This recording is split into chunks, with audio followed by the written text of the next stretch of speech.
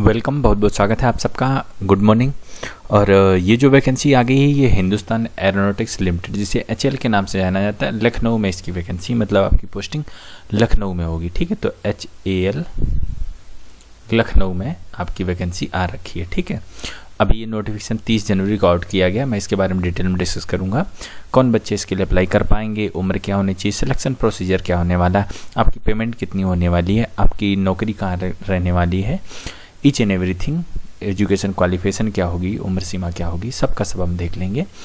तो बस आपको करना क्या है, बने रहना है मेरे साथ वीडियो में शुरुआत से अंत तक। और ये मैं आपको पहले बता दूं, ये टेम्परेरी बेसिस पे भर्ती है, टेन्यूर बेसिस संविदा पर भर्ती है, 4 साल की संविदा भर्ती है। ठीक है, इसके बाद जो है ना आप अन्य कई जगह या इसी में कंटिन्यू कर सकते हैं, जैसे कि आपकी रिक्वायरमेंट होगी, आगे की वैकेंसियाँ आएंगी उसके अनुसार। तो चलो हम शुरुआत कर लेते हैं। और हाँ, अगर आप प्रथम बार इस चैनल पर आएँ तो आप ज़रूर करें कि बेल आइकन का बटन दबा लो, सब्सक्राइब का बटन भी दबा लो। ठीक है, तो ये देखो वैकेंसी जो है engagement of assistant / operators on tenure basis. और मैं बता दूं ये ITI वाले बच्चों के लिए और डिप्लोमा वाले बच्चों के लिए मोस्टली वैकेंसी है। ठीक, मोस्टली क्या, सारी वैकेंसी ITI वाले बच्चे और डिप्लोमा वाले बच्चों के लिए है। अगर आप हिंदुस्तान एरोनॉटिक्स लिमिटेड HAL के बारे में कुछ जानना चाहते हैं तो आप यहाँ पर पढ़ सकते हैं, लेकिन हम यहाँ पर वैकेंसी बताने के लिए आए हैं तो हम वैकेंसी के बारे में चर्चा करेंगे।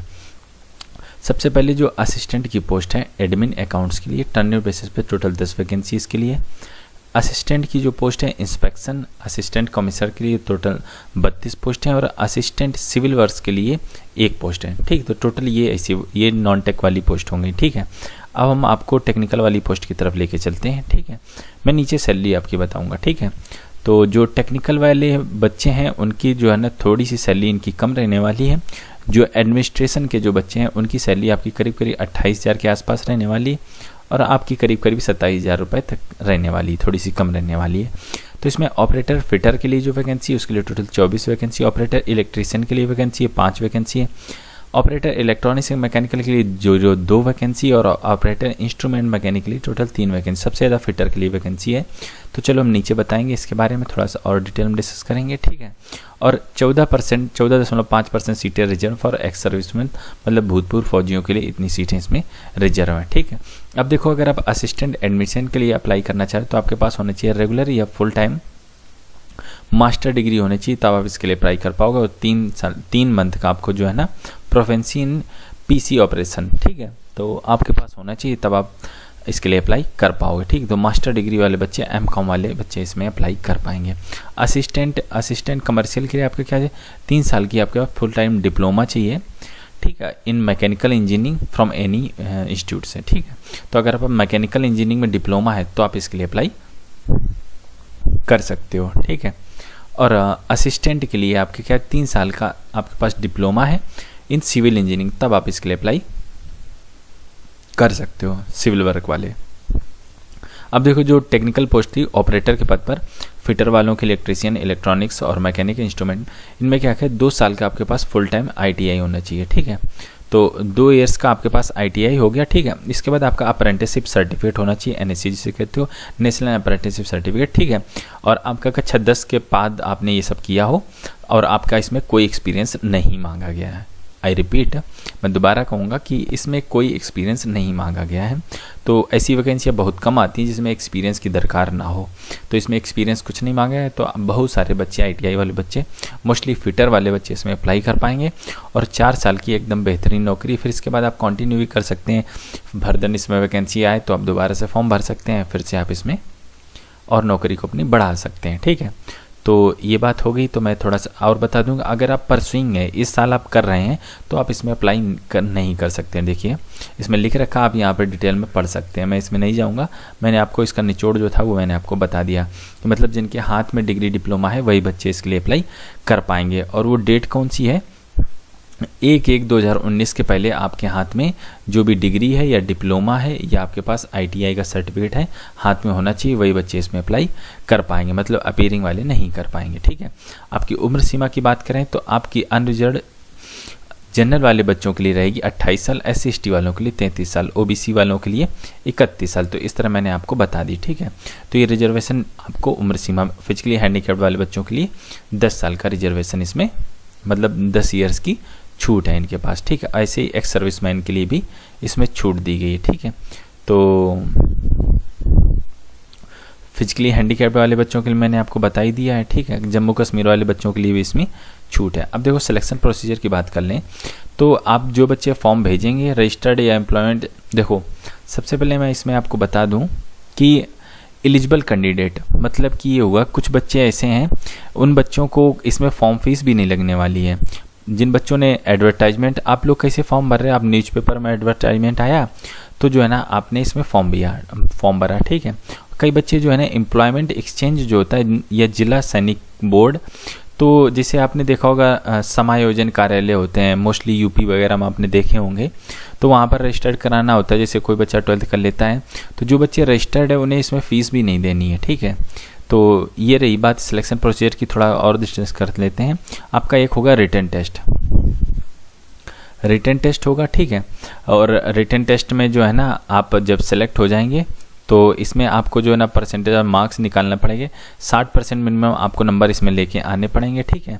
और जो है ना आपको 50% फिजिकली हैंडीकैप्ड वाले बच्चों को मिनिमम लाने पड़ेंगे और SC/ST वालों को भी, जो आपका रिटन टेस्ट होगा। और रिटन टेस्ट पास होने के बस इसमें एक ही रिटन टेस्ट है और इसमें कुछ नहीं। Candidate qualifying written test will be called for, आपका डॉक्यूमेंट वेरिफिकेशन होगा, ठीक है। फिर मेरिट लिस्ट बनेगी और मेरिट लिस्ट में जो बच्चे आ जाएंगे बस वही आपकी नौकरी शुरू हो जाएगी। कुछ खास इसमें एग्जामिनेशन प्रोसीजर नहीं है, ठीक है।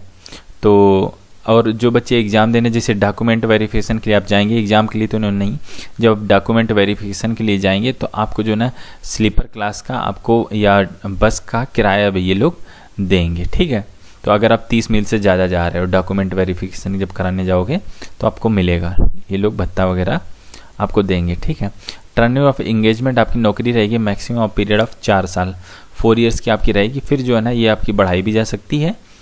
बाकी जैसे रेगुलर टाइम पे वैकेंसी आती रहती तो आप जो है ना अप्लाई भी। प्लेस ऑफ पोस्टिंग बात करें, आपकी लखनऊ पोस्टिंग रहने वाली है, लेकिन ये कहीं भी ऑल ओवर द इंडिया आपको भेज सकते हैं, लेकिन शुरुआत में आपकी लखनऊ रहेगी, ठीक है। आपकी पेमेंट की बात कर लें, आपकी मंथली रहेगी 27,500 एडमिनिस्ट्रेशन वाले की और 26,000 रुपये टेक्निकल वाले बच्चों की रहेगी। और इसके साथ में आपको डेयरनेस अलाउंस हो गया, हाउस रेंट अलाउंस हो गया, ठीक है, स्पेशल अलाउंस हो गया, वाशिंग अलाउंस हो गया, ये सारी चीज़ें आपको अलग से मिल जाएंगी, ठीक है। तो ये बात हो गई इसकी। और भी आपको फैसिलिटी जिसे कहोगे, जैसे canteen subsidy allowance, meal coupon card आपको मिलेगा, कन्वेंस 2 व्हीलर और 4 व्हीलर कन्वेंस मिलेगा, ठीक है। मंथली इनिशिएटिव मिलेगा आपको, इंसेंटिव जिसे कहते हैं, सॉरी, तो मंथली इंसेंटिव आपको मिलेगा और एनुअली भी मिलेगा। क्वार्टरली परफॉर्मेंस पे मिलेगा, TAD आपको मिलेगा, ग्रुप इंश्योरेंस आपका होगा। नाइट शिफ्ट अगर आप ओवर टाइम करते तो भी आपको अलग से मिलेगा। तो ये सारी चीज़ें मैंने आपको बता दी, ठीक है। हाउ टू अप्लाई की बात कर लेते हैं। आप ये वेबसाइट www.halindia.co.in पर जाकर आप अपना ऑनलाइन एप्लीकेशन भर पाएंगे। ये वेबसाइट है www.halindia.co.in पर जाकर आप अपना ऑनलाइन एप्लीकेशन भर पाएंगे, ठीक है। और इसकी अंतिम डेट है 13 फरवरी, ध्यान रखिएगा 13 फरवरी के पहले अपना ऑनलाइन एप्लीकेशन भर देना है, ठीक है। तो ये बात हो गई इसकी। अब एप्लीकेशन फ़ीस की बात कर लेते हैं। 200 रुपये जनरल और OBC वालों से लगने वाले हैं। और SC/ST, ध्यान रहे एक चीज़ इंपॉर्टेंट बताऊंगा यहाँ पर, SC/ST फिजिकली हैंडीकैप्ड, ठीक है। और अगर आपने HAL में कभी अप्रेंटिसशिप करी है तो आपसे भी कोई फ़ीस नहीं लग रही यहाँ पर, ठीक है। जैसे ITI वालों को अप्रेंटिसशिप मांगी गई, अप्रेंटिसशिप अगर आपने HAL से की तो इसमें कोई फ़ीस नहीं लग रही। And candidate registered and enrolled with any employment exchange under UP, मतलब यूपी में आपने देखा समायोजन कार्यालय होते हैं, हर जिले में होते हैं, अगर आप उनसे रजिस्टर्ड हैं तो भी आपको यहाँ पर कोई फीस नहीं देनी है, ठीक है। या फिर जिला सैनिक वेलफेयर बोर्ड से रजिस्टर्ड है तो भी आपको कोई फीस नहीं देनी है, ठीक है। तो और बाकी जनरल OBC वालों को 200 रुपये फॉर्म की फ़ीस है, ठीक है। तो ये मोस्टली हमने सारी चीज़ें इसमें आपको बता दी हैं, ठीक है। तो कुछ और अगर जानना सारे भारत राज्य के, मतलब भारत गणराज्य के कोई बच्चा इसमें अप्लाई कर सकता है, ठीक है। 1 candidate can apply for 1 post only, ध्यान रहे आप एक ही पोस्ट के लिए अप्लाई कर सकते हो, ऐसा नहीं कि जो है ना आप कई सारे जो है ना पोस्ट से अप्लाई करो, तो ऐसा नहीं होगा। तो आप ध्यान रखिएगा, आप बस एक ही पोस्ट के लिए अप्लाई कीजिएगा, ठीक है। तो हमने कई सारी चीज़ें डिस्कस कर ली हैं, देख लेते हैं थोड़ा और, शायद कुछ काम की बात आपकी मिलती तो मैं उसे भी आपको बता देता हूँ तो यहाँ से सारा ख़त्म होता है। तो मोस्टली चीज़ हमने सबका सब डिस्कस कर ली। आपके फॉर्म कैसे भरना है, आपकी उम्र क्या होनी चाहिए, आपकी फॉर्म फीस क्या है, ठीक है, 4 साल की नौकरी आपकी है, ठीक है, पेमेंट आपको कितनी मिलने वाली है, आपकी पोस्टिंग कहाँ रहने वाली है, ठीक है, आपका एग्ज़ाम कैसा होने वाला है, रिटन एग्ज़ाम सिर्फ एक होने वाला है, उसके बाद डॉक्यूमेंट वेरिफिकेशन होगा। तो सारी चीज़ें हमने डिस्कस कर ली। तो इस वीडियो में इतना ही रखूँगा, और अगर ये वीडियो पसंद आए तो अपने दोस्तों यारों मित्रों के साथ शेयर कीजिए। शायद किसी ने ITI कर रखा हो या कुछ कर रखा हो तो किसी का भला हो जाएगा। तो चलिए मिलते हैं आपसे अगले वीडियो में, तब तक के लिए वंदे मातरम।